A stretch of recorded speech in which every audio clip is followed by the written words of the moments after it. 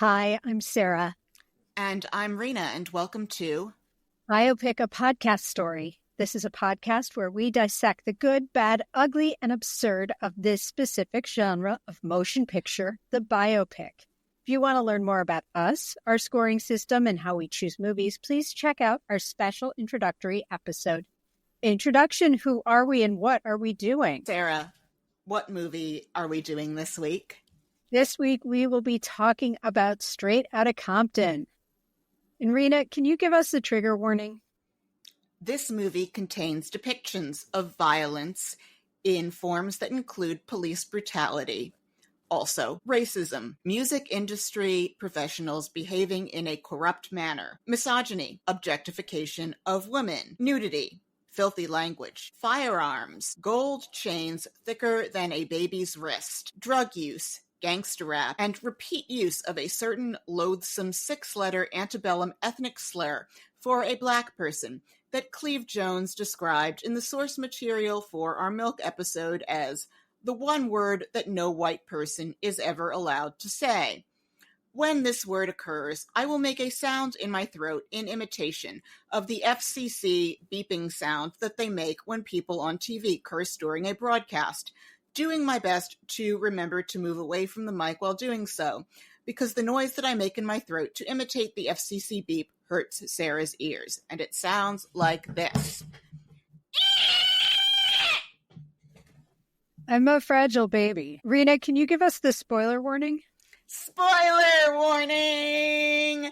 We are going to spoil everything, including possibly the major plot points in works of narrative art having nothing to do with this particular movie. Consider yourself warned. Some of the sources we used in this episode include The History of Gangster Rap, From Schoolie D to Kendrick Lamar, The Rise of a Great American Art Form by Soren Baker, To Live and Defy in L.A., How Gangster Rap Changed America by Felicia Angela Viator, and articles from The Daily Beast, The Guardian, Bustle.com, again, killing it with our media. I also read, in addition to those sources, the book Original Gangsters, Tupac Shakur, Dr. Dre, Eazy-E, Ice Cube, and the Birth of West Coast Rap by Ben Westhoff. And also, I worked for Billboard magazine from 2014 to 2020, which included the time of the media blitz around the original release of Straight Outta Compton. Excellent. I did not work at Billboard, but I am a huge fan of Dr. Dre. Sara, can you please tell us a little bit about the seminal 80s gangster rap group NWA and the movie Straight Outta Compton? From our friends at Wikipedia, NWA was an American hip-hop group formed in Compton, California. I am not going to say what it was abbreviated for, but it was the N-word with attitude. Among the earliest and most significant figures of the gangster rap subgenre, the group is widely considered one of the greatest and most influential acts in hip-hop music. Active from 1987 to 1991, the original lineup consisted of Arabian Prince, Dr. Dre, Eazy-E, and Ice Cube, with DJ Yella and MC Ren joining later that year. They released their first compilation album as a group in 1987 called NWA and the Posse, and it was followed by their debut studio album, Straight Outta Compton, in 1989. Eazy-E, Ice Cube, MC Ren, and Dr. Dre all became platinum-selling solo artists in the 90s, and Eazy-E passed from AIDS in March of 1995. About the movie, Straight Outta Compton is a 2015 biopic film that tells the story of NWA's rise and fall under manager Jerry Heller. The film was directed by F. Gary Gray. It stars O'Shea Jackson Jr., Corey Hawkins, and Jason Mitchell as Ice Cube, Dr. Dre, and Eazy-E, respectively. It was released in August of 2015. It received critical acclaim and was a box office success. It grossed over $201 million worldwide. It earned several awards and nominations, including an Academy Award nomination for Best Original Screenplay and a win for Outstanding Motion Picture at the 47th NAACP Image Awards. The movie is also currently number 11 on the list of movies that have the most uses of the word fuck. Preliminary. we love this movie. And we saw this movie together in 2015 when it was originally released. And one of our touchstones for crying over a movie now is we call it an Eazy-E level of tears. At the end of this movie, we were holding hands with tears rolling down our faces, still crying on the subway. I don't think I've ever cried harder over the ending of a movie. Yeah, I lost my mind at the end of this movie when we saw it the first time. Because I just want them to be NWA again without the baggage. And I actually isolated the moment that caused me to start crying hysterically the first time we saw this, which I will talk about when we get there. Yes, this is a movie our moms would probably hate. I watched both the theatrical cut and the longer director's cut. This is a great, subtle, heartfelt ensemble performance. One of the things that's striking about this is Eazy-E, like Bob Dylan a couple weeks ago, is not a person I would want to meet, but straight out of Compton made me care. I just want to do a little shout out to Legendary Pictures co-founder Thomas Tull, who is from my hometown and produced this, and also was a producer on our film last week, 42.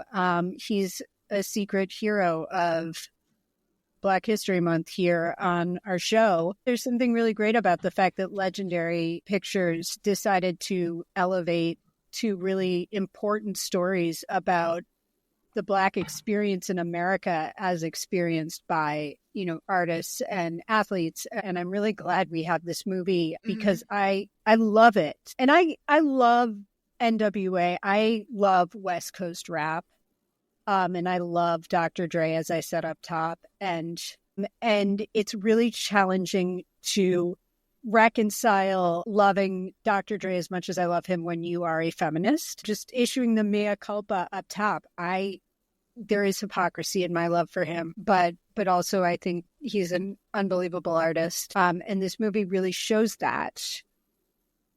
Also, I think it's worth noting the LAPD is garbage, and we see that throughout this movie. Daryl Gates is garbage. Sarah, for those of our listeners who may not know, who is Daryl Gates? Daryl Gates, during this era, as well as in the 70s and 80s, was in charge of the LAPD. There was just an astonishing amount of racial animus in the city of Los Angeles that all kind of like built on itself over the years into the LA riots and would also be a real sort of like touchstone in the O.J. Simpson trial. We were kids when that was going on. But when I look back now and see how these things were happening in months of each other, within years of each other, and just stacking on top of each other, building to this crescendo, I appreciate how there was like the tension was unbelievable. And this movie does show some of that tension, how it affects these artists personally and in their day-to-day lives, as well as we do see the Rodney King trial and beating. It's happening in the background of this movie. And it is still profoundly upsetting. Yes. Especially since this keeps happening. Ice Cube wrote the most concise, accessible, common sense explanation for why the self-perpetuating institutional culture behind police brutality is nigh unfixable when he wrote in Fuck the Police the lines, "But don't let it be a black and a white one, 'cause they'll slam you down to the street top, black police showing out for the white cop." And what he's capturing there is that even when the police diversify, the minority hires don't become about trying to temper and educate attitudes. They want to be with their brother cops. Several of the cops who murdered Freddie Gray were black. And the understanding that police brutality is unjust and disproportionately concentrated on racial minorities and impoverished people is something that audiences have been aware of since, for example, if you watch Porgy and Bess, The only roles played by white people, and also the only non-singing roles, are the roles of the white cops who show up to harass the residents of Catfish Row. They're usually played by comedians who get, we're here for the audience to enjoy hating us. The Gershwins put this on stage 60 years earlier. It's been known for a really long time. And I heard a quote from Ice Cube in a Rolling Stone podcast interview where he said, "The Fuck the Police record was actually about 400 years late. It's been a constant. There's been 1,000 Rodney Kings every year." And Ice Cube in this is played by his son, O'Shea Jackson Jr., who I loved in Cocaine Bear. O'Shea Jackson looks exactly like his father, of course, but there's something next level uncanny about watching him play his father at his age in costume. It's wild. It really is. So also with the band name, there's an elephant in the room around the word that we shouldn't say. I remember the first time that I saw that word.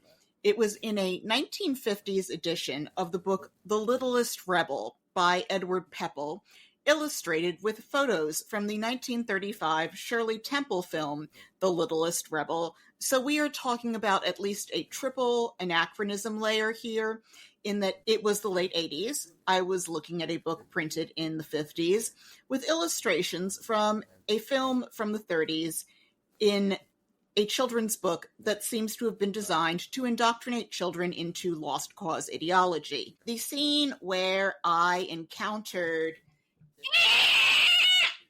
for the first time was one in which a quote-unquote bad slave is running away with some of Mass's cash, and he is stopped by the quote-unquote good slave, played in the film by Bill Bojangles Robinson, who says, "Use an with $1 million. I didn't know what this word meant, so I ran to my mother with the book, pointed to it on the open page and said, "Mommy, what does this word mean?" Her eyes went wide, and she had this look on her face that I now recognize as the panic that comes as a parent thinks, "Oh God, I am winging it here. What do I tell my kid?" So she said, "This is a very bad word that people used to say to mean a black person. Nobody says this word anymore. You should never, ever say this word." I subsequently saw the word in Gone with the Wind, which I read for the first time when I was 10, but I understood, don't say that word. My mother wasn't going to explain to me about the sociological phenomena where black people may say it to each other in certain contexts. I'm not sure my mother would have even known about this. My parents certainly were not in the market for buying NWA records. The next real discussion I had around it came in my 8th grade English class when we were reading Richard Wright's Big Boy Leaves Home, and I was shocked when I saw all of the black male teenagers addressing each other by that word. So I put my hand up in concern and I said, "Why are they all addressing each other by this terrible ethnic slur?" Yes, that is how I spoke as an 8th grader. I was a big nerd from an academic household who spent most of my time between 2nd and 12th grade with my nose stuck in a 19th century novel, not talking to anyone, and everyone picked on me and said, "Rena, you talk like a textbook." And then Lauren, who was from Trenton, put her hand up and explained the contexts in which black people use that word amongst each other, and I was perplexed, but I filed the information along with my understanding that I should never, ever say that word. I am sure every well-meaning white person has a similar story of the history of their first encounters with that word. It's a wild story. I mean, it's like a platonic ideal of arena story. It has everything. Esoteric art, you speaking like a tiny adult to a teacher, like a character in Annie Hall, racism, The Lost Cause, Shirley Temple. It has everything. So, should we talk about the movie? Yes, we should. Because I love this movie. Yes, we open with that quote from Dr. Dre that also opens the album Straight Outta Compton. Whenever I hear Dr. Dre say, "You are now about to witness the strength of street knowledge," I think, oh good, because I have absolutely none of that. This is obvious to anyone who meets me within the first 3 minutes of our acquaintanceship. I also do not have any street knowledge to speak of. However, and I won't do it because this isn't a show about this, and I don't think anybody deserves to hear it. I know all of the words to Straight Outta Compton because I had a job in New Jersey where I had to commute back and forth and drive, and I made it my mission when I had that job to learn all of the lyrics of Straight Outta Compton. So I can perform it all the way through. Yes, I appreciate how, even though this has nothing to do with our lives, I feel like there's a sense that we have situations where we can identify with the anger of it, because I remember you talking about that. At one point in the aughts, I had a job where I was miserable, and the only thing that made me happy all day long was listening to the song Die Motherfucker. The actual title for the song is Still, but I think of it as Die Motherfucker by the Ghetto Boys on my way into the office each morning on my iPod. I love the aggressiveness of it. It's interesting to watch this not long after we watched A Complete Unknown, because I feel like this had a similar effect on the world as, you know, as Bob Dylan's like merging of consciousness with really great music. The issues that they talk about and the hypocrisies that they talk about and the anger that they feel is very close to the surface, and it's very painful and visceral in their work. Also, Ice Cube as a wordsmith is untouchable. It's funny and it's sharp and it's incisive. And the shift that they brought about in the way that we listen to rap and how uncomfortable it made people is wild and incredible. So we open with Eazy-E. He is making a stop at his supplier because he is a drug dealer. There are some rough-looking women in this dealer hangout, and we see he's tiny, but he is fearless about getting up in your face. And there's some unpleasant back and forth with these dealers. And then there's a situation involving a battering ram. LAPD is here. I'm just going to mention each of these actors as they come into the movie. This is an actor named Jason Mitchell. He was in the movie Keanu with Key and Peele. He's also in Catherine Bigelow's follow-up to The Hurt Locker, Detroit, Kong Skull Island, and in Zola. He is wonderful in this movie. He's got a really wonderful face. And we cut to Dr. Dre in his bedroom. God, they are all so young. Ice Cube really was a teenager, and we see when he comes into this film, he is on a school bus writing lyrics. They're just babies, really, and Eazy-E died at 31. There's always some weird through line to the previous week's film that we didn't think about. So we see an LA Dodgers jersey, and last week Jackie Robinson played for them when they were the Brooklyn Dodgers.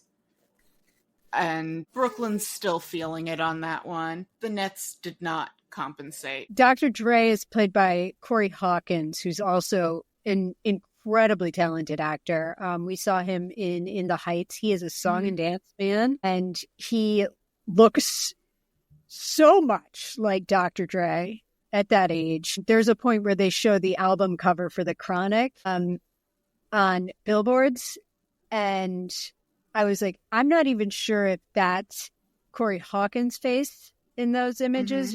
Dr. Dre's, like, I can't tell, but that's how much he looks like him. He's wonderful. And then we meet Ice Cube, and he's on a school bus. We see him kind of traveling between the many different ways that LA is a city. There's a school drop off at like a 90210 school, and and then we're riding through, downtown Los Angeles, which is a very different situation. Yes.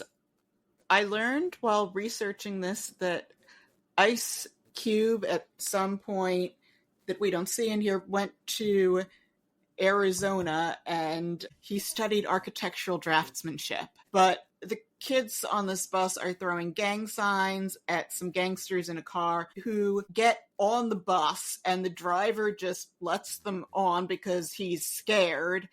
And they threaten the kid who was throwing rival gang signs at them. And I didn't recognize this because I have no idea what a gang sign looks like. I had to Google, what is a 6'4"? I thought it might be some reference to the dimensions of the car. It turns out it is a reference to the 1964 Chevy Impala.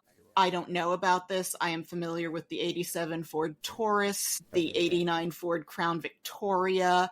We had a Chevy Malibu that I think died when a piece of it fell out on the highway. Yeah, I'm familiar with all sorts of makes and models of Ford Taurus. I do not know much about cars. Something that happens with the rappers from New York, who we'll see in here. They have also not heard of a 6'4".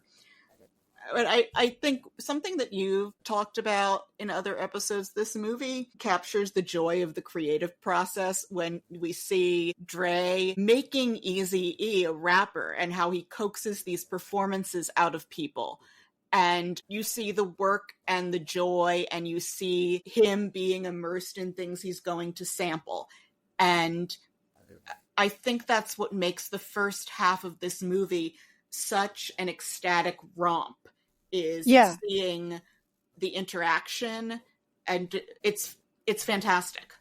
I remember being awed by that scene when we first saw it, and I was amazed by it again. Like the way that Eazy-E is not a rapper. And Dre gets him to perform in such a way where I was like, he could make anybody a rapper. I bet he could make me a rapper. And then I'm like, no, he shouldn't. But the point is made that you see how he is able to pull things out of people, like almost preternaturally. Mm-hmm. And how passionate they are about music and they are about creation. And it's really cool. Well, generally, one thing that the title producer has in common across all the fields where producer can be a title is that nobody can give a succinct or comprehensible explanation for what a producer does. And this is a case where you actually see, oh, this is what a producer does. This is why Dre makes the big bucks being a producer. And that he has that in him from so early. So we see Ice Cube get violently stop and frisked by the cops. Oh, this hurt. This scene hurts, and you see his parents come out of the house, his parents telling him to look at them while this is happening, and that he's going to be, that he's going to be okay. And it's very clear, like, this is shit that happens all the time. This is part of day-to-day life. That hurts because you realize that he is a kid. This is just part of life. And we see them go to Dutu's club. And they are asked to play music that is not going to make people politically aware, but is going to make them want to have sex. And they instead start performing music that is going to make people politically aware. And Ice is rapping Gangster Gangster, which is an amazing song. And Dre is wearing a Sgt. Pepper jacket of sorts. And it is blue and it is satin, and it is very silly. It is actually lavender. And the owner of this club, Alonzo, who is repeatedly shown to be clueless about music, to a point where later in the film, when he says that Boys in the Hood isn't going to go anywhere, Yella says that's great, because if he hates something, it's bound to be a hit. I do not know why Alonzo thought it was a good idea to have Dre put on this long lavender satin Sgt. Pepper jacket and I believe matching hat. The real life versions of it, which I saw a picture of, are even worse. It's made clear that Dre does not want to be that Dre does not want to be wearing this thing, quite rightly. There are some people who are costume people. Dr. Dre is not one of them. Yeah, this is one of those cases where I can't be impressed by the costumes because it's set recently, but where there is a sense of realness and the richness of specificity and just love for that world in the details, like the cherry curl on Ice Cube and Eazy-E is just embarrassing. Yeah, Jerry Curl was a rough look. Dre starts talking to Eazy-E at the club. They're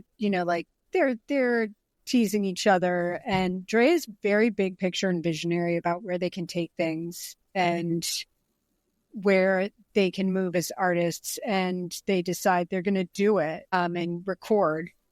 And they go into the studio, and we start to see them work.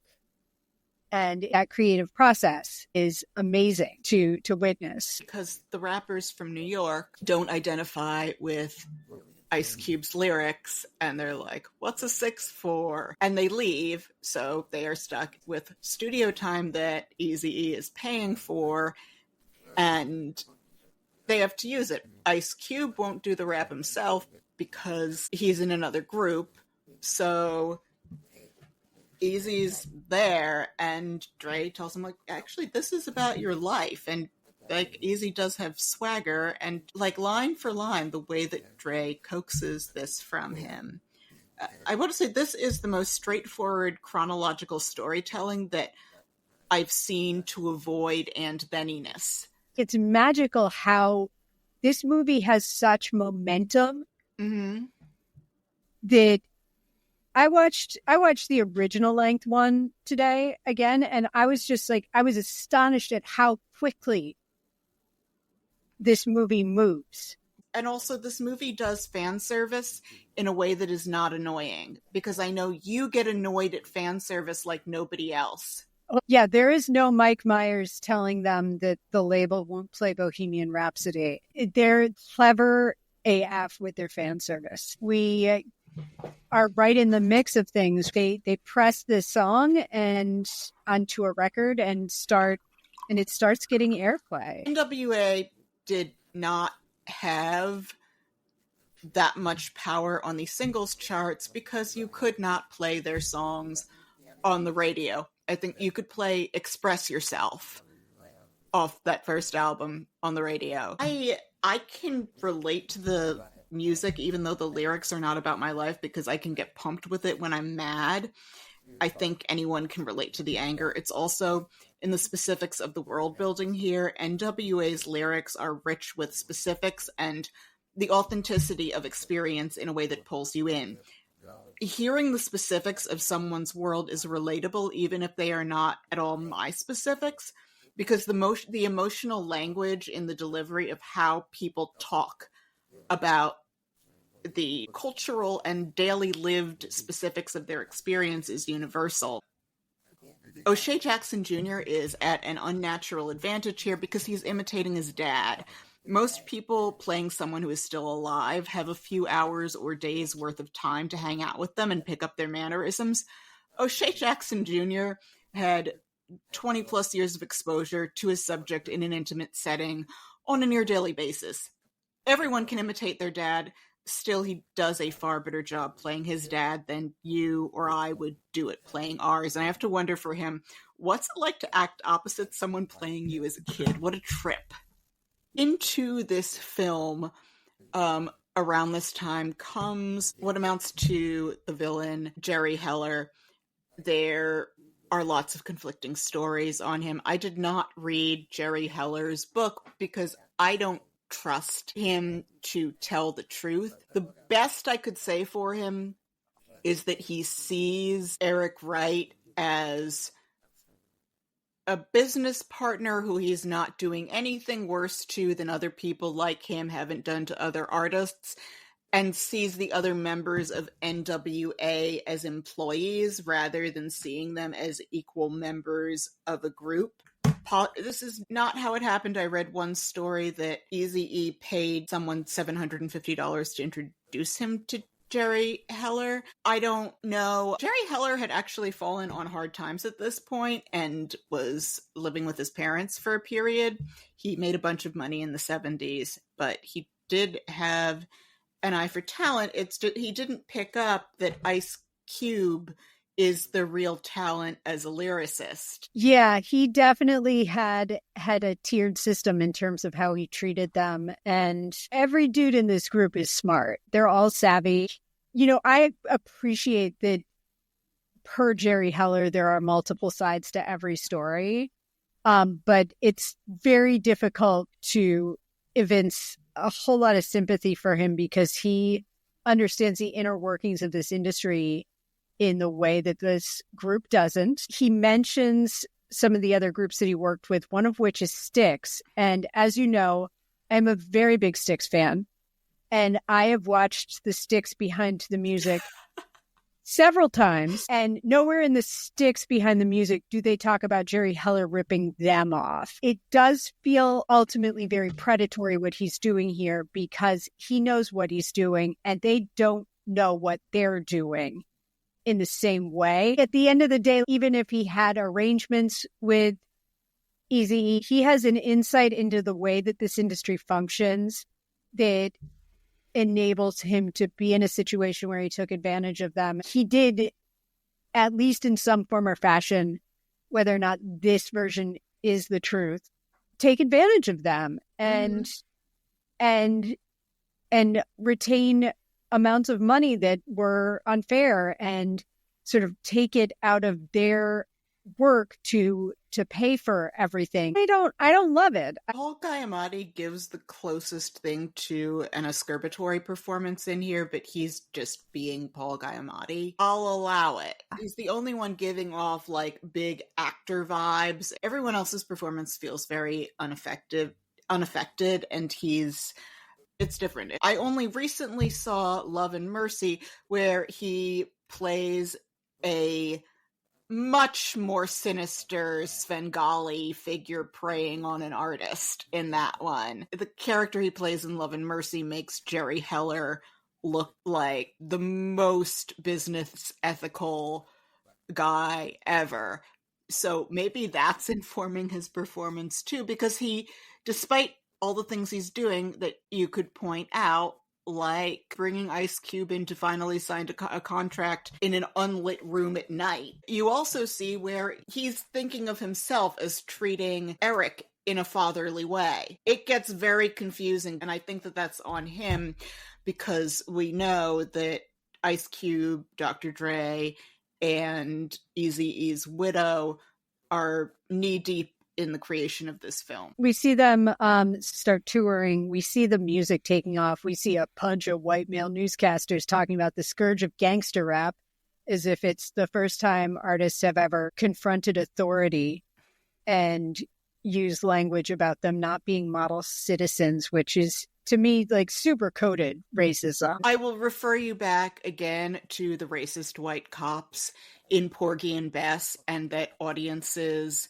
in the 30s knew what was up. There's like a coded language and positioning in the way that the media is talking about these artists.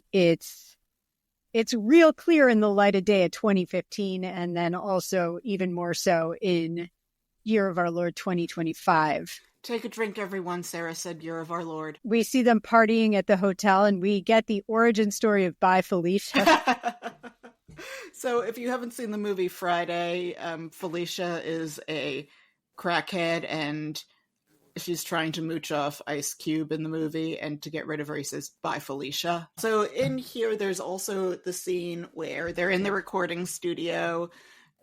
Dre's baby mama drives up to call him out for, I can't blame her, their living situation is not ideal. The cops show up and slap all 5 band members down on the pavement, and Jerry comes out, and he's using his privilege as a white man and also as someone who wants to make money off having them in the studio that day to get the cops off their case. And you see the black cop is the worst out of them, saying like rap music's not art, like he's trying to earn cred with the white cops by being the harshest. This is the one good thing we see Jerry do. Yeah. Is customer service the police and threaten to call their manager, the mayor. Well, IRL, Ice Cube had already been working on the lyrics for Fuck the Police, but I'm fine with it if he has a sudden brainstorm walking in. And I know you're always talking about seeing people do the work, but sometimes an experience will jag something in your head. Also, I would say that showing him come up with stuff on the fly is earned at this point. Like, we have seen how quick on his feet he is with words. So I live in a world where I can absolutely believe Ice Cube is capable of that. So we head to Ohio now, where only good things happen. More specifically, there are rivers that catch on fire there. To Cincinnati, where only good things happen at rock concerts, which Who fans will remember very well. And we find out that the FBI is threatening them and asking them to stop performing Fuck the Police. And we see white kids jumping on copies of the album to break it, and flatteners rolling over it, and drama. I love what Eazy-E says here, where he says, they bought copies of our albums to crush them. Like, people are stupid. And we find out that Dre's brother has been killed. He feels a lot of guilt about that because he thinks that, if I had brought him on the road with me, he would have stayed out of trouble. His mother is quickly like, no, you did your best.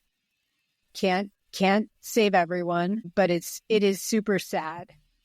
And when he finds out about this, there's this scene of the five of them bonding and saying we're brothers. And part of what makes the first half of this so joyous is that it's these young men who really love each other and working together. There's this electric atmosphere to it. Also, when you see the concerts, there's ones where they have flames behind them. You also start seeing white kids in the audiences around this time. And yeah, we are in Detroit, where the cops tell them not to play the song, and they're gonna play the song. We know they're being asked not to play the song because cops are the fragilest of fragile flowers. I'm pretty sure we saw a scene like this back in episode 1 with the Doors, when an artist was asked not to perform something and not to do something, and then he did it anyway. In the Doors, it was the Ed Sullivan Show staffers making a really lame lyric change to Light My Fire. So to give the cops credit, they didn't say, hey, could you change the song to Love the Police? I can't remember why Dade County didn't want him there in the first place, but he did maybe whip out his cock in Dade County. We'll never know why the police decide to publicly beat them with their nightsticks while everybody can see, versus how they treat Jim Morrison. We'll never know why they would respond differently, but they do. And also, like, they're talking about how they incited a riot, which, as I've mentioned, I think my illustrious career as a lawyer in mock trial in high school on this show before, and that's where my law career ended. And I'm pretty sure that I've heard in the last year that inciting a riot isn't illegal. Based on my most recent understanding of the law, it's actually okay to do that. It's not a crime. So I don't know what they're being arrested for. Do you? It's because they hurt the cops' feelings. I get it. It's the people who say fuck your feelings who are actually the most oversensitive. You know this. Yes, I do. And then we cut to a press conference where there are just, like, it is just wall-to-wall white journalists. I was reminded watching this scene in the way that they're asking questions of them, and they're condescending and othering. And, like, Spike Lee had a thing in the late 80s and early to mid 90s. I don't know how much he still does this, but he was preferential to being responsive to Black journalists. Mm-hmm. If a white journalist had a question for him, they had to, like, fax it to him. but he would pick up the phone for Black journalists. Oh, yeah. turn the tables. I like it. Yeah, and scenes like this make you understand why he might be doing that, just in the way that people are asking questions. This is contemporary with Do the Right Thing. Yes, this was about the same time period. Ice Cube is asked about money in this press conference, and that kind of sets him off again. And so he goes to confront Jerry about this. And Jerry offers him $75,000 plus the contract. $75,000 is chump change for what Ice Cube has delivered on a platinum album, now multi-platinum album, as a lyricist, because remember, it was his lyrics that Eazy-E became a rapper on. This is unfair compensation. And maybe some of it is on Eazy for not iterating like quality within the band or the actual level of contribution. One of the things in here is that we don't see Arabian Prince in this movie much. Nope.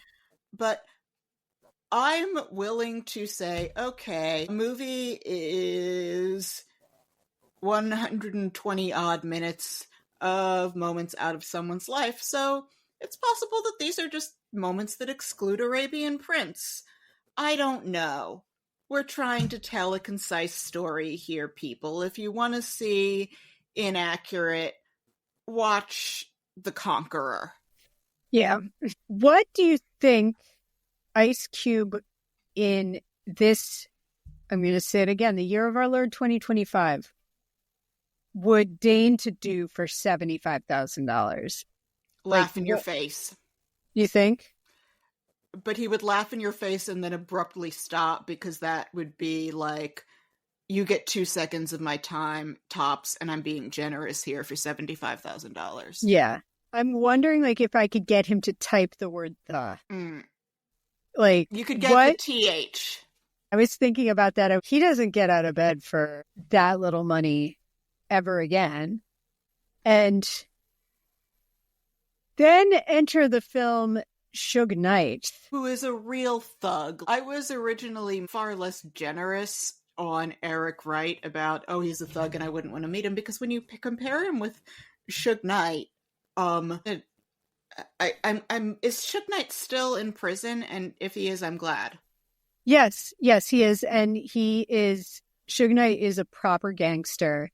And also, like, you see in this kind of depraved in some of the things he does and the way he treats people. Ice decides to go solo because he's brilliant, and it works out just fine. And then we cut to Eazy's pool party, which is actually my idea of hell. Mm-hmm. You see a lot of breasts with nothing covering them in this movie.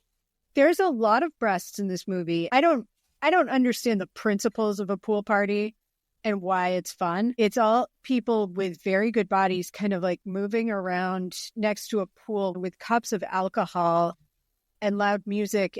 I don't get why it's fun to eat in a bathing suit. This is going on and they're having a good time. Cube goes to his label's office. Yes, we did not get into how I guess Ruthless's contract for distribution was with the California Raisins label, and this guy from the California Raisins label is the only one of Jerry Heller's music contacts to stick around at that first concert. Yeah, and oh boy, is he a geek.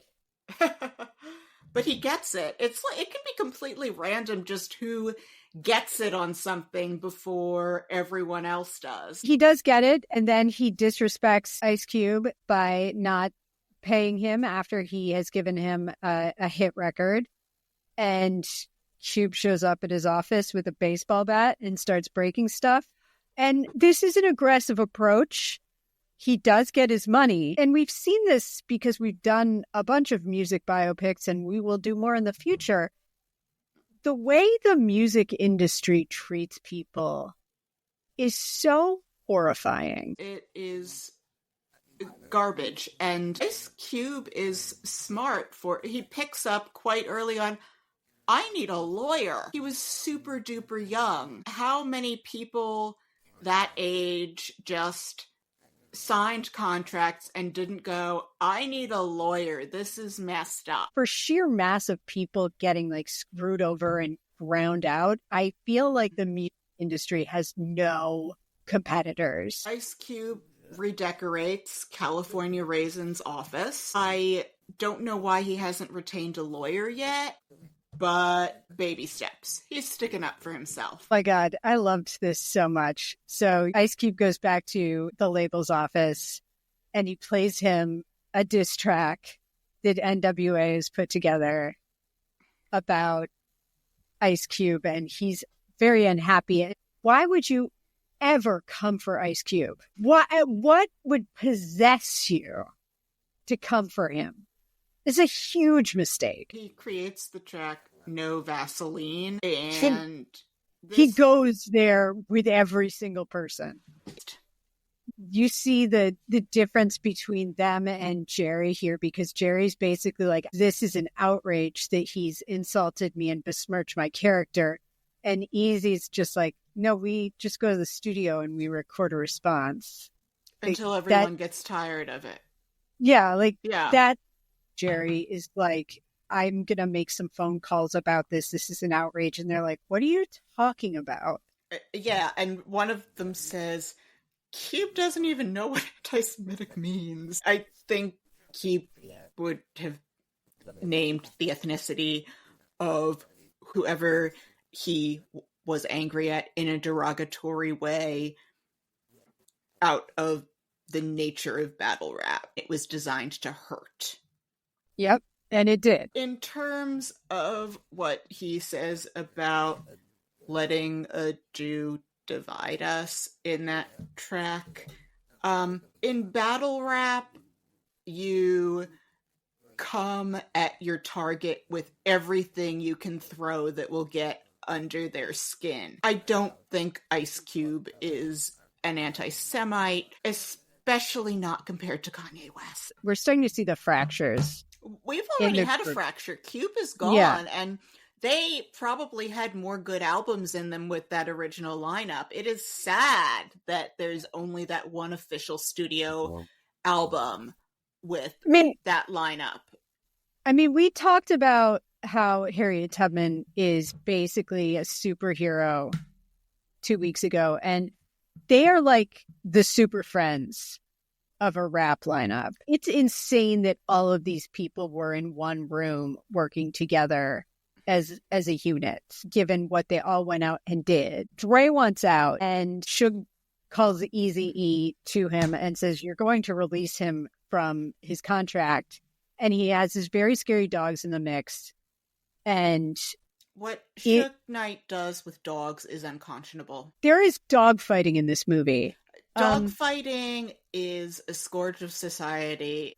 So Suge beats up Eazy and gets Dre out of his contract. Suge also meets up with one Jimmy Iovine, who eats guys like Jerry Heller for breakfast. We see for just a brief moment here Snoop, and Snoop Dogg is played by Lakeith Stansfield. He was in Get Out, and he was in Judas and the Black Messiah, which, stay tuned. He's in Sorry to Bother You. He's brilliant. He's in Knives Out.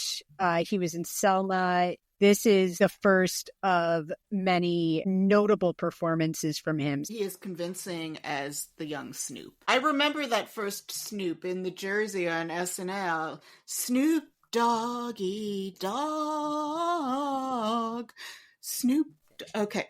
There was a kid in my high school who said to me, Rena, you need to get you some Doggy Style. And was like, do you know what Doggy Style is? And I had seen Snoop on SNL, so I was like, it's an album? I didn't know what he meant. I'm impressed that you knew that it was an album. Did you not know it was an album? Oh, I knew it was an album. I'm just saying you. I was not following any of this music while it was happening. Tupac and Biggie happened while we were in high school. I know most of the words to Regulators. I love that song. I knew Regulators. I knew Gangster's Paradise, but I wept for Kurt Cobain. Yeah, I didn't really weep for Kurt Cobain. But I'm not going to pretend that I also wept for Biggie and Tupac yet either, because I wasn't there yet on my journey. But I would have wept for Stephen Sondheim in high school. Stephen Sondheim did not die while we were in high school. No, but I'm just saying that I was in my show tunes era. So if it wasn't a show tune, I went for Jonathan Larson. Oh. So we hear them working out Nothing But a G Thing. And I remember this music video. I remember everything about this era. And this is how it does fan service in a way that is delightful and not gimmicky. I don't know how they did it. You hate fan service. In any other movie where these things that are like, oh, this is how this happens, I would feel like Sara is hating this right now, but I felt like I'd seen you at the movie with me and you were delighted.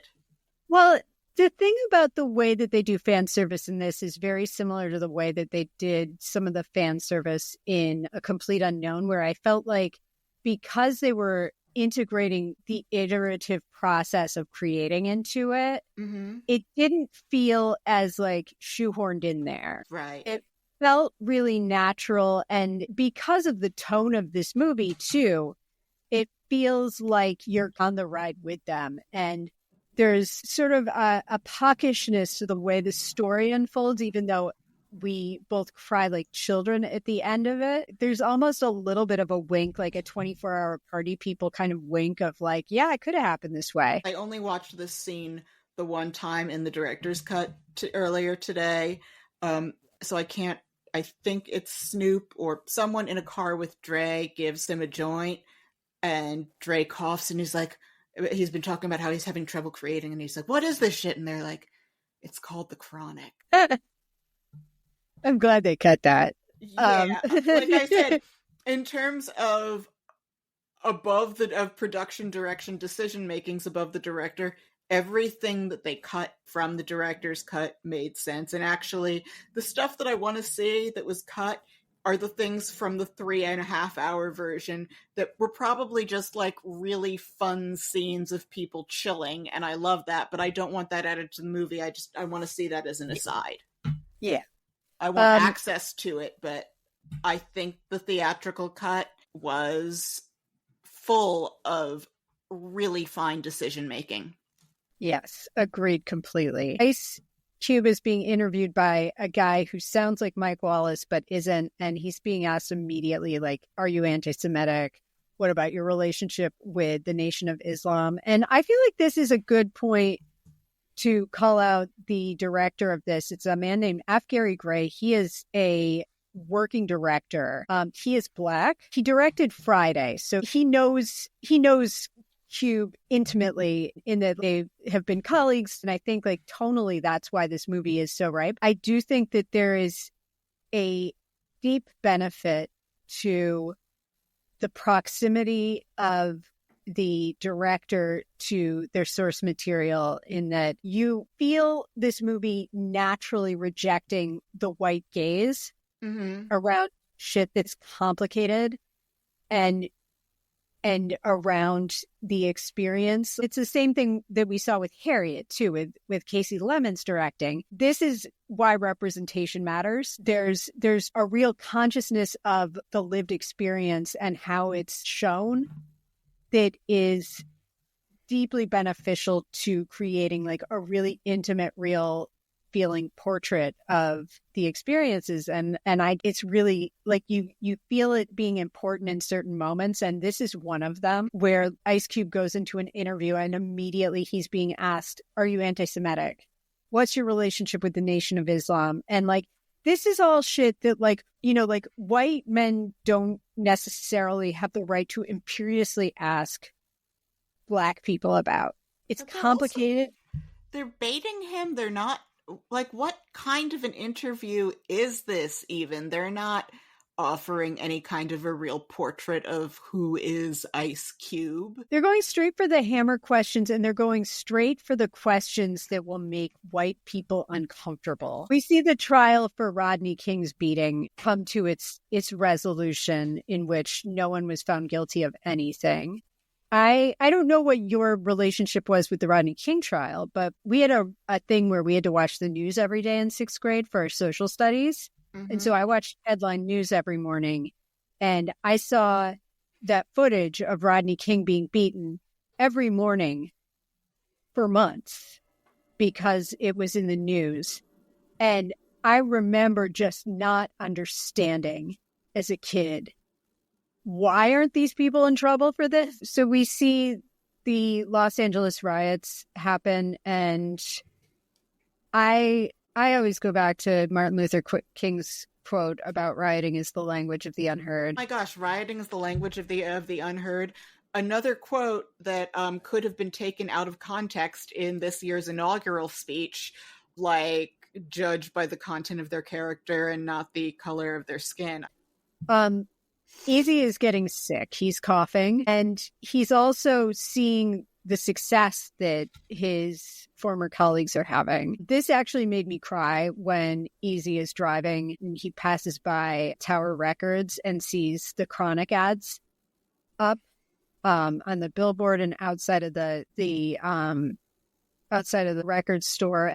This was a really wonderful moment for Jason Mitchell, because he just broke my heart in this scene, because he doesn't know if he's coming or going, and he's really struggling, and he's seeing the success of his former friends, and he's just out of sorts, and it's a devastating moment. Then we see Dre in the studio with Tupac, which we see at the end of the movie. Tupac did comment that he knew he'd made it when he was in the studio recording with Dr. Dre. While they're recording, there's a scene from Caligula happening in essentially the lobby of Death Row Records. There's dogs. Did this guy in his underwear, who they are menacing with a large dog and forcing to toast the West Coast, I don't know what he said or did. I tried to look into him just to see if there was any backstory, and the character's name is Poor Bastard. I don't think that there's a backstory that we're supposed to know there, but I mean it's abject what's happening in this party. They're abusing this man and everyone's laughing, and there's drugs and there's dogs and blood, and Dre comes out of the studio and he's like, what the hell is going on? And I'm like, you're correct to ask that question. I want to leave this party. This does not seem like at all a fun party to be at. You've talked about how one of your signs of a film is great is that you feel unsafe, and that has been going from the very beginning. When you see Eazy having to hold his own with these armed, like, how did this guy get by as a dealer when everyone he's dealing with is bigger than him? Danger that everyone is in this constantly. And Dre is mad and he's not taking it. And it's like, yeah, why should people who are trying to record have to deal with actual gunshots going off in the background near them? You can make art about violence, but that's not supposed to happen while... I felt unsafe watching and like viscerally a little sick seeing what was happening to that man. And what they were doing with the dog, like, and why is he in his underpants? I have many, many questions about Poor Bastard. I may not want to know the answers. Shug comes across as quite evil. Yeah, he seems like a person with problems who has found a way to turn his problems outward and torment other people because of his problems. He's a straight up bully. We know he held Vanilla Ice over a railing by the ankles. Also in his Behind the Music. I watched a ton of Behind the Music because I babysat constantly in the late 90s. Ice Cube and Eazy Eazy-E see each other at a party and they hug it out. And they say that it was like messed up that we put out those diss tracks and made the fans choose between us. Ice Cube says, yeah, I'd be cool with reuniting as long as Jerry can't be there. And I was like, good call. Ever since things start to fracture, there is this longing in my heart of, I just want them to be NWA again, even though I probably would not have bought that album. I probably wouldn't have even heard of it. I would have thought it was not for me. But it took another 10 years and hating various stuff about being an adult and listening to the Die Motherfucker song by the Ghetto Boys every morning and having that be the only thing that made me happy all day for me to appreciate gangster rap. Eazy finds out that Jerry is a disaster and that he's not paying for things. His girlfriend goes through all of the paperwork and sorts it out and is like, yeah, he's been screwing you guys. Yeah, later wife. She comes across well in this, and she's also involved in the production. And so he splits with Jerry, and he's like, we're done. They're going to reunite in the studio, and then this is where things get really... This is where the waterworks start, because Eazy has not been doing well this whole time, and Eazy and DJ Yella and MC Ren are waiting for Dre and Ice Cube to show up, and they're all pumped. And it's like, oh my God, they could have, if it had just happened a few weeks earlier, they could have laid down tracks. If only he'd figured out sooner that he was about his health, he could have been like, you want them to have more time. You want them to get back to this, just this joy of like gleefully telling their truth before the world, that you want them to have this back so much. And I want it back from me as the viewer. I want it back for them. And it's one of those things where out of time. Yeah. You just missed it. And it's killer. Yeah. Eazy passes out. He goes to the hospital where the doctor tells him. This doctor is really shitty. I think that this doctor had to deliver this speech a bunch, and it was probably crud every time. He finds out that his T-cell count is at 14, when it's typically between, 500 and 1,500, I think the doctor says. There is a long history in this country of Black men being underserved by the medical establishment, which goes to that he feels sick for so long and doesn't look into it. There are conspiracy theories on how Eazy-E got AIDS that I'm not touching because I don't do conspiracy theories. Occam's razor all day long, baby. Immense credit to this actor, to Jason Mitchell, because you see him process this, and you see his face processing it, and it's devastating. And it's real, and it's like the angry sob. This feels like the most real reaction to the news of you're dying that I've seen filmed ever. This is why we now refer to maximum tears over a movie as an Eazy-E level of tears. This is a profoundly moving moment in this film because he is such a good actor. We talk a lot about like you're your character's lawyer when you're an actor. He's clearly outstanding at this because the amount of crying we do over Eazy-E. Who is, again, not someone I'd want to meet, not someone I would have ever thought I'd cry over. It's down to how this film tells the story. And how winning this performance is, because even though he's like actively conspiring against the group to not pay them because he's working so closely with Jerry and like things like that, I can't not love him. There's a sweetness to this actor's performance that makes this so heartbreaking, and like watching him kind of deal with it. And MC Ren and DJ Yella, who I haven't mentioned these actors yet. DJ Yella is played by a man named Neil Brown, who does a lot of voice work and is on the TV series SEAL Team. He's worked very consistently. He was on the remake of Fresh Prince of Bel-Air, and also the young man playing MC Ren is an actor named Aldous Hodge. He is currently on Alex Cross, the series on Amazon, and he is, I think, en route to being a very big star. And we'll see him again, too, when we watch One Night in Miami, because he plays Jim Brown in that. But they go in to visit him. This is such a devastating moment, too. Subsequently, and made albums that sold, but he's not as good as Ice Cube. And it's like, when you're looking at people on talent levels, like, who is? DJ Yella worked in the porn industry for a while. We've all been there. Subsequently, you do get a sense that they're two guys who are like along for the ride behind bigger talents, but okay.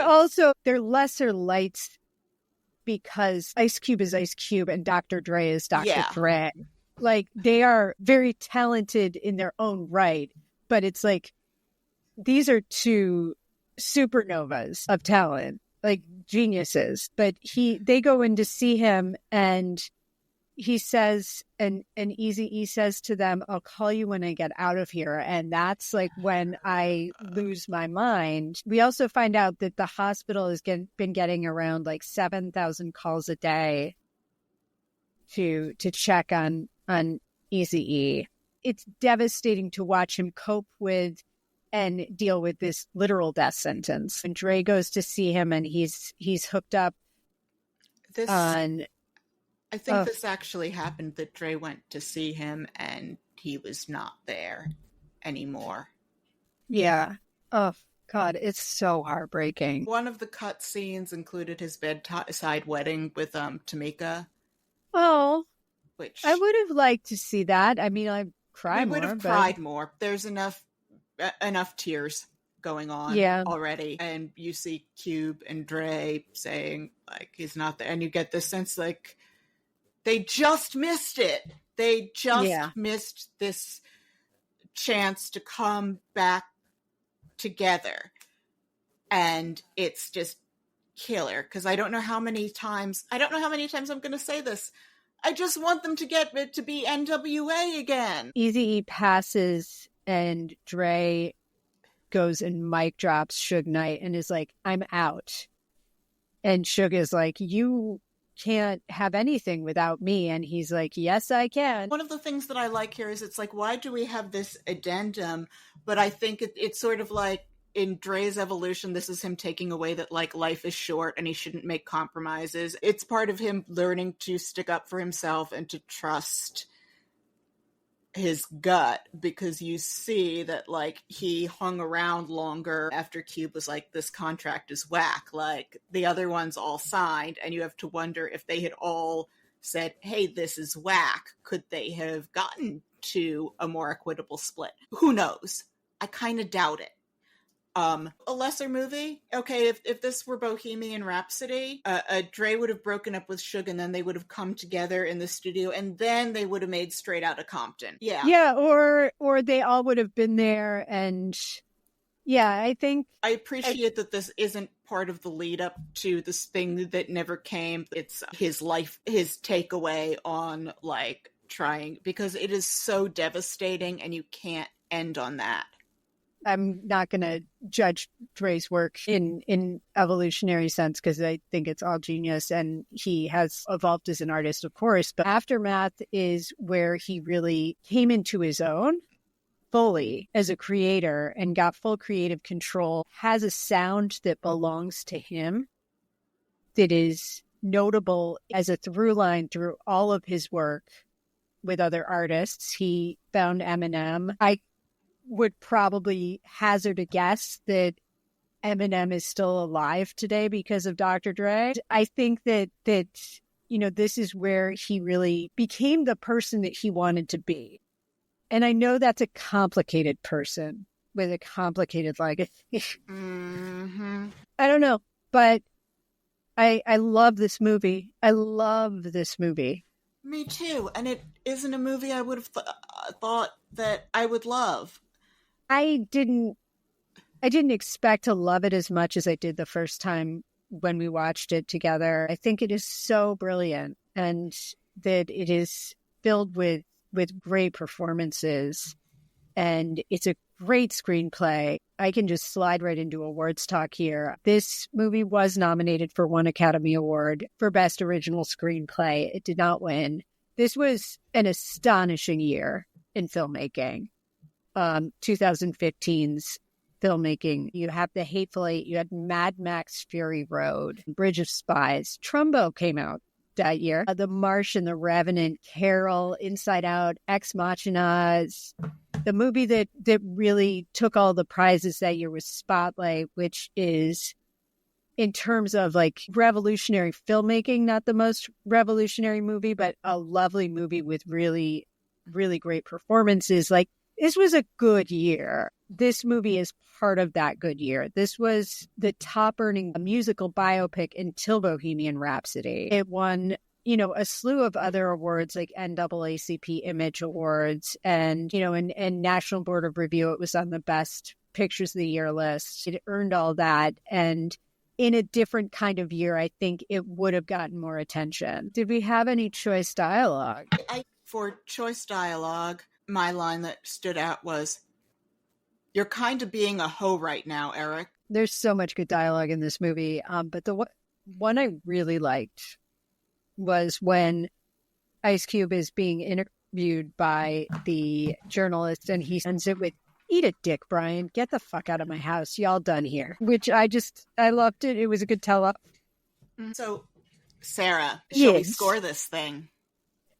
Yes. Can you please give our listeners a quick refresher about how we score movies? I'd be happy to. We rate movies on a 1 to 10 scale across 10 areas that we find to be subjectively and or objectively important to most films, but specially tailored to issues particular to biopics. If you want more details on how we score movies, please scroll down our webpage at biopicapodcaststory.podbean.com. You'll also find a record of our scores for past episodes. And with that out of the way, let's score this thing. For outward appearances, makeup, and hair, I gave it a 9. I gave it a 10. Acting and casting, do they capture the spirit of the people they are playing? Beyond that, is the acting good? 9. 10.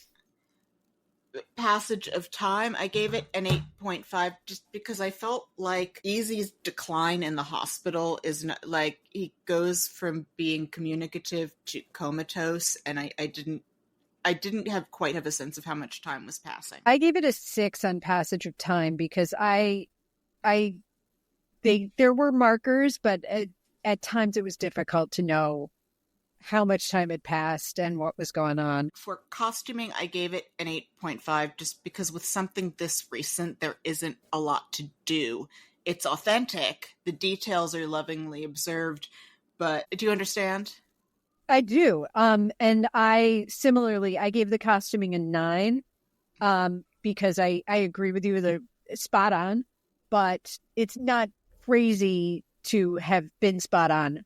Although there was one thing that was called out as a flaw, which is why I gave it a 9, just that Eazy is wearing a White Sox hat. Yup. And they hadn't introduced that logo yet. Until, I don't think they introduced it till 91 or 92. Mm-hmm. And he's wearing that hat throughout the film, which is all happening, for the most part, decidedly not in 1991 or beyond. Right. For quality of the script, I gave it a 9 because it's not Tony Kushner. It's not Tony Kushner, but it's pretty darn good. I gave it an 8. Accuracy, I gave it a 6. I gave 5.5. I did all the reading. Between Ren and Yella, one of them said this is 50% accurate. The other one said this is 70% accurate. First, I thought I'd meet in the middle, but this is actually quite a good score for accuracy, given. Yes. Accuracy is usually the lowest score we give these things. For storytelling, was it cliched? Was it interesting? Was it inventive? I gave it a 10. I give it an 8. I gave it a 10 because it somehow tells a story in chronological order without feeling and-then-i. It does fan service without feeling cliched. It does all the things that are so hard to do in this genre well. It's tonally flawless. For production value, I gave it a 10. I gave it a 9. Like, helicopter car chase on Dre after he's like, he just wants to get away from Suge and he's mad. We didn't mention that in there, but that is a thing that happens. And I kind of love like the novel richness of the mansions that they buy. Also, another thing, IRL, Eazy-E never downsized a house. He owned a bunch of houses, including smaller ones. Also, like, props to them for making that pool party look sufficiently hellish. For production, direction, decision-making, I gave it a 10. Yeah, I gave it a 9. I just wanted to give it a little bit of space there to not be perfect. But where I'm torn and why I couldn't go all the way is I think like the lack of circumspection around the way that women were treated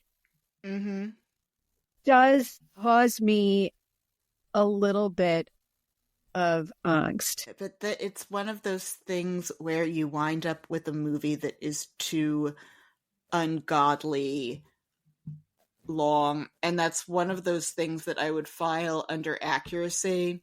That is part of why accuracy is always the lowest score. I guess just the deliberate decision to kind of polish those things up a bit and make them look nice or ignore them completely. I don't know what the answer is. You know, I mean, I think we saw it done really effectively in Get On Up. Yeah, things left out. I will forgive 10 omissions over one composite character, and there were no composite characters. Yeah, that's true. Except poor bastard. Poor bastard. For Do We Care, I gave it a 10. There's a reason we coined the term Eazy-E level of tears.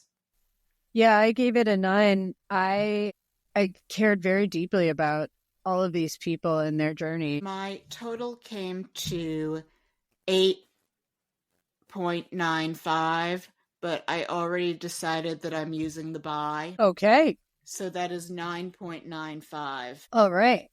I did not use my bi, but I did come to an 8.4. That feels too low for this. We love this movie. The combined score comes to 9.175.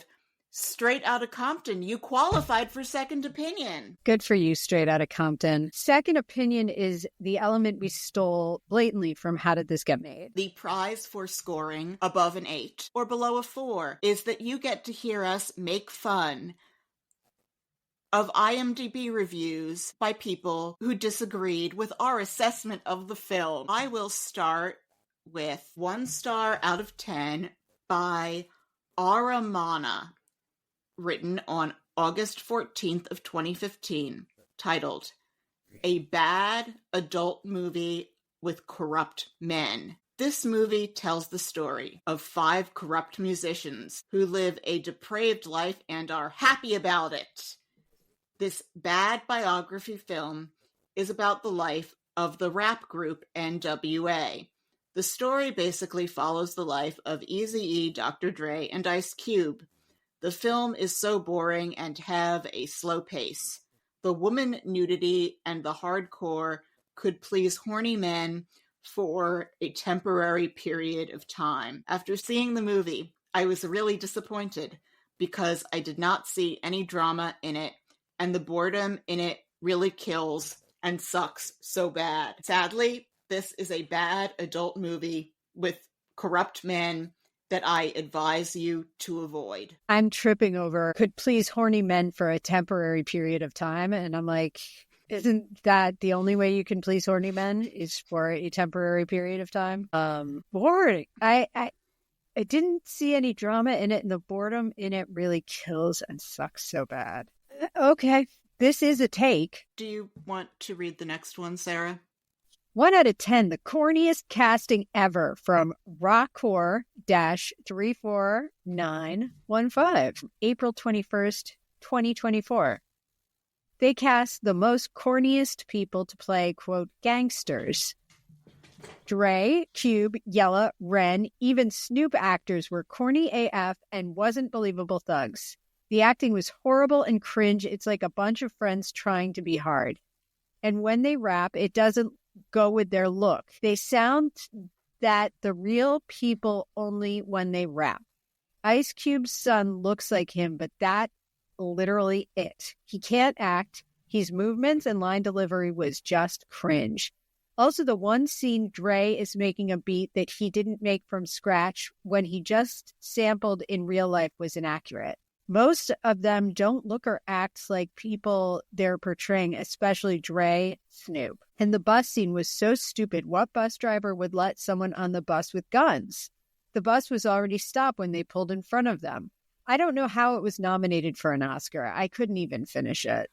Of course you let someone with guns on your bus. They have guns. I mean, it happens in Dirty Harry. It happens in a Robert Cormier book. Like, people get on buses with guns all the time. The bus was a bomb in Speed. I was thinking there was a gun on the bus. Yeah, I think those men having guns was the entire reason the driver let them on the bus. Yeah. I can think of many ways to describe that scene, but stupid is not one of them. I vehemently disagree with their assessments of the actors' acting ability and their resemblance to the people they were portraying. A trifle with Ice Cube and his son at your own risk. Next one. 1 star out of 10. Worst movie ever seen. Written by Mail of Love on March 31st of 2016. Straight Outta Compton tells the bad way of life about NWA corrupt artists who seem... Okay, can you take it over for me on this one? Of course. Who seem so happy to be bad, aggressive, violent, and depraved. They enjoy their perversion and rejoice in being angry and ruthless thugs. What a great shame. The music in Straight Outta Compton is completely disgusting, just like this nonsense movie. I know that rebels should not resort to any violence if they want to get their rights. These dirty rascals always swear and enjoy being evil and corrupt, and they suck so bad indeed. Straight Outta Compton is completely boring from the start till the end. Do not believe the fake high votes. Do not believe the hype. Honestly, this is the worst movie ever seen. I would like to posit a theory. Okay. I think all of these reviews were written by the same person under different usernames at various points in time. I can see that. This is a person who comes back like same time next year style and writes an insane review hating this movie. And also, if I may expand upon this theory, is this person coming back Tipper Gore on Ambien? So, other stuff that you should watch instead. I love this movie. I know there are people who this is not their cup of tea, but I love this movie a lot. Yeah. I think I cited it as one of my 3 favorite biopics when we did the episode with Liam McEnany. I don't have anything that I would say watch instead. And listen to the album, listen to all of their creative outputs separately. See Friday. I find Ice Cube a delightful screen presence. He is. And I guess if you want a fun O'Shea Jackson Jr. performance, Cocaine Bear. I was so happy to see him in that. And I was thinking, oh, it's that guy who's the younger Ice Cube. Yeah. And, listen to the actual music, the album Straight Outta Compton, unless you are my parents. I would also say just if you are listening and somehow unfamiliar with the genius of Dr. Dre, he did the 2022 halftime show at the Super Bowl, and I would say that it is among the best. It gives me chills to this day when I watch it. So, retractions, apologies, and listener mailbag. So before we go, we have to apologize for something we said in a previous episode that turned out to be misinformation, and we are sorry for this. We were wrong. Sometimes we're wrong. Rena, what were we wrong about? Well, Sarah, this time it is not so much an issue around inaccuracy as an issue around continuity. Yes, it as an issue around editing continuity that may have been confusing to our listeners in the Trumbo episode.